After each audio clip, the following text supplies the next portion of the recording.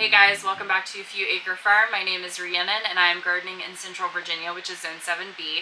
Today I wanted to talk a little bit about different seed starting methods, why I may choose to start some varieties in one type of either soil block or plug tray, and then I may choose a different method for another type of variety or type of seed. So yesterday was actually the first day that I started seeds in something other than a soil block. So you can kind of see behind me here, I started all of my peppers. So I have 5 10 by 20 plats of pepper seeds started. And they're essentially in 72 cell plug trays. They're technically in these 6 cell packs that I have here, but there's 12 of them in each 10 by 20 flat, so that's 72 altogether.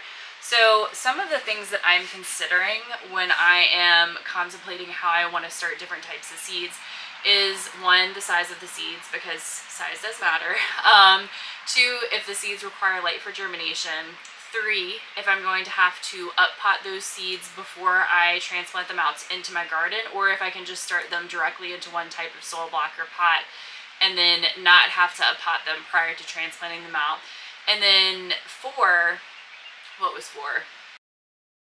And then 4, how quickly I know those plants are going to grow. So basically days to germination and also days to maturity of that plant. How long am I going to have to keep it in my greenhouse before I can transplant them out into the garden?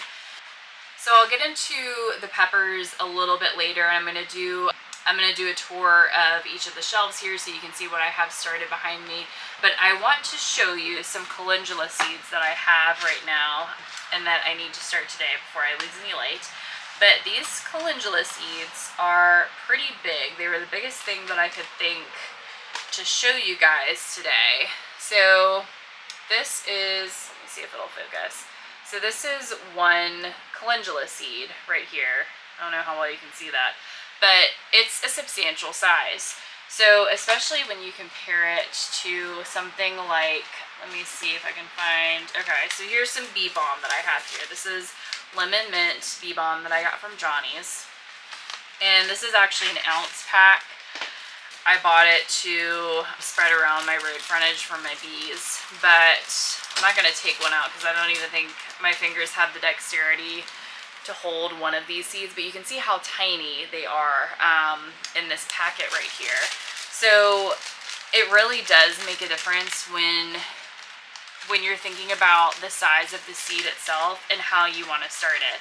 And so a lot of these flower seeds require light for germination, which I don't think this is one of them. However, this does say on the back of the seed packet to, if you're direct sowing, you barely want to cover the seed with soil. So you kind of want to surface sow it, and that's because the seed is so small itself. And so if you plant a tiny little seed, 2 inches down in the soil, there's no way that it's going to be able to break through all of that soil. It's going to run out of energy before it can get any light. So you're going to be wondering, like, why did my seedlings never come up? And it's because you planted them too far down because they're microscopic. So the calendula, I'm actually going to be starting in my 2 inch by 2 inch soil blocker. And these are the dibbles that came with the 2 inch soil blocker. However, for the calendula seeds, just because they're so big, I'm actually going to be using my mini block attachments that I have in here to start my calendula seeds with. I do know, actually from someone that commented on my video, that they make bigger dibbles that look like this, but they're actually a little bit longer so that you can start bigger size seeds in. And I think that would be a useful investment to make. I think it's something that I'm going to do just so that I'm not having to cover as much soil as I will have to do with these mini block attachments.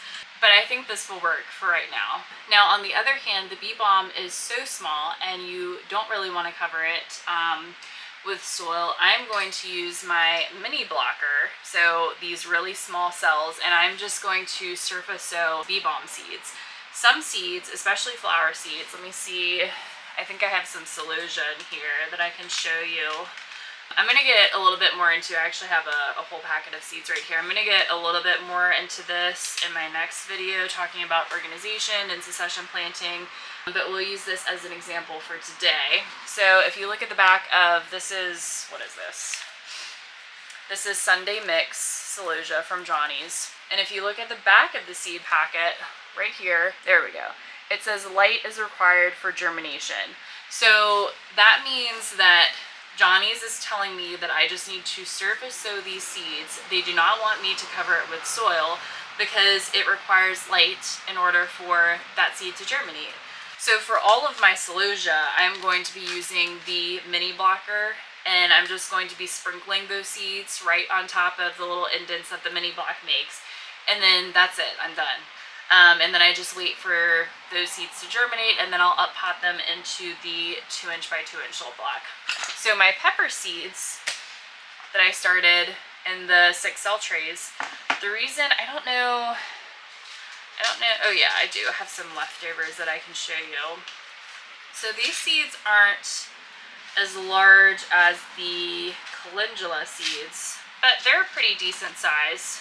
So these are the poblano seeds that I have here. So still pretty small, but you know, just your standard pepper seed. However, for peppers, I know that they have a longer germination rate, but especially I'm going to have to hold on to them a lot longer in my greenhouse. I know that peppers love hot weather, and they are going to be stunted if I transplant them out too early. So they really don't want your night temperatures to be below 50 degrees Fahrenheit at night. So the very lowest that it can possibly be is 50 degrees. I know I'm going to have to keep those peppers in my greenhouse longer, probably than anything else that I'm starting. So I am considering how many times I'm going to need to up pot those plants prior to going out into my garden. And also, if it's something that kind of grows slower, I don't really want to put it into my 2" soil blocker, because this is a lot of soil for a small seed that is not really going to be growing fast. So it's going to be really easy for me to either overwater it because the soil is drying out, but the tiny seed like really hasn't germinated yet, so there's not really like root development, and the plant itself is not actually taking in any water. So when you overwater a bigger soil block with a small seed that's not really germinating quickly, you're probably going to rot your seed because it's too saturated. On the other hand, you could be afraid of overwatering your seeds, and maybe you let it dry out too much, and then your pepper plant starts to germinate in there, but then it dies off because it doesn't have enough water. So in order to avoid that issue from happening, I just decided to start it in a smaller cell. I don't actually know, I don't think I have my my measuring tape in here. I don't know how big these cells are, but you can just easily compare the size of them. So they're substantially smaller, but they are also a kind of a bigger seed than a lot of the flowers that I'm starting. So I don't necessarily want to start them in something that's this small either. The pepper seeds don't want to be surface sown. They want to be covered. They want to be kept nice and moist, but not too wet. And they'll dry out if you surface sow them with the mini blocks. So that's kind of my rhyme and reasoning for considering which plants I should start in the plug trays versus in the soil blocks. Another example, I'm actually going to go ahead and take y'all off the tripod just so I can show you what I'm talking about. So my broccoli, cabbage, and cauliflower all over here. So we've got 5 trays up to the end. This is some larkspur and echinacea maybe. And then this tray here is some more broccoli. So some of these, especially the cauliflower, were not faring too well. So this one in particular, it's a little droopy. It's not super happy right now. My soil blocks are a little bit too wet. I overwatered them. I've got the fan blowing on them now to try to dry them out a little bit. There's another example of one that's not super happy. The other varieties seem to be doing pretty good. There's a couple, especially this tray right here. You can see some of the ones in the middle here are kind of lying flat and they're not looking super happy with life. But all of these seeds I started in the mini blocker, and then I actually up potted the mini blocks into these 2" soil blocks, the last video that I posted. And for something like this, I don't have seeds that I can show you right now, but the seeds weren't super small, and I feel like in this case I could have started them in the 2" soil blocks. So like I was showing you earlier, these are the dibbles that the 2" soil blocker came with. So for those broccoli, cauliflower, and cabbage seeds, I could have started them in the 2" soil blocker. that I have with these dibble attachments in there. And I wouldn't have had to uppot them prior to transplanting them out into my garden. I'm kind of just experimenting this year. This is my first year soil blocking, and so I haven't really figured out everything that I want to start in soil blocks. I do still think like next year I'm going to put all of my broccoli, cauliflower, cabbage starts, all those types of brassica seeds in the 2-inch soil blocks, but I'm going to start there like as I'm sowing the seeds. I'm not going to be up potting them from the mini blocks to the 2-inch soil blocks. While I've got you off the tripod, I might as well just show you some of my other trays. So this is my Larkspur and Dianthus tray that I mentioned earlier, and these starts were actually the very first ones that I up potted, and they're not thriving. So I up potted, I mentioned in my previous video that I had up potted some of my starts too soon. So you can kind of see like all of these soil blocks that you don't see any green, they had starts in them and they've since died. And I've just pulled them out. Like that's one right there that I just haven't pulled out yet. The reason why they didn't thrive is that I actually up potted them too soon. So what happened is I took these soil blocks when they were, I mean, they were like real little. So let me see if I can find, so probably something like these are some baby eucalyptus. So I took something that was this size and immediately put it into a 2-inch soil block. So that's why I think this tray over here didn't do well, because it didn't have enough water. The soil block dried out before those roots could really develop and sink into that new soil. Now, this is a good example of the size of transplant that I'm looking for prior to up potting into this 2-inch soil block. So this is actually my stock. So I have, I've got Cat's Formula Mix, Vintage Brown in the middle here, and then this is my Iron Pastel mix over here. The germination rate on my stock has been absolutely great. I'm super happy with it. You can see my Scabiosa, these two are Scabiosa, this is Dianthus over here.